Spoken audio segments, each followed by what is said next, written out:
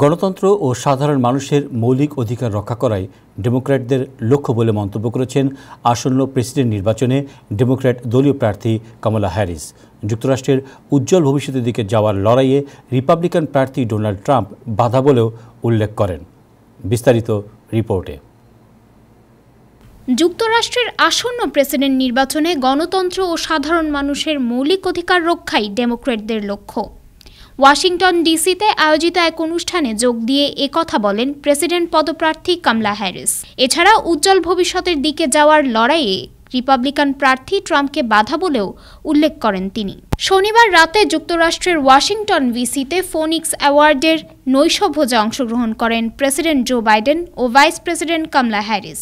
সেখানেই আসন্ন প্রেসিডেন্ট নির্বাচনে গণতন্ত্র ও সাধারণ মানুষের মৌলিক অধিকার রক্ষাই ডেমোক্র্যাটদের লক্ষ্য বলে জানান Kamala Harris. As a proud former CBC member, I know firsthand America relies on the leaders in this room not only for a conscience but for a vision. পাশাপাশি স্বাস্থ্য খাতে উন্নতি, নতুন ব্যবসার সুযোগ সৃষ্টির বিষয়েও প্রতিশ্রুতি দেন তিনি। এছাড়া ট্রাম্পের সমালোচনা করে কামালা হ্যারিস বলেন, তারা যখন একটি উজ্জ্বল ভবিষ্যতের দিকে যাওয়ার জন্য লড়াই করছেন, ডোনাল্ড ট্রাম্প তখন জাতিকে পিছিয়ে নিতে চায়। তারা ধনীদের আয়কর দেয়া থেকে বিরত রাখতে চায়, এমনকি সামাজিক সুরক্ষা ও স্বাস্থ্য খাতের সমাপ্তি ঘটাতে চায়। এদিকে কামলার প্রচারে পঞ্চমুখ ডেমোক্র্যাট শিবিরের ভাইস প্রেসিডেন্ট পদপ্রার্থী টিম ওয়ালস। একই দিন উইসকনসিন অঙ্গরাজ্যে নির্বাচনী প্রচারণা চালান তিনি।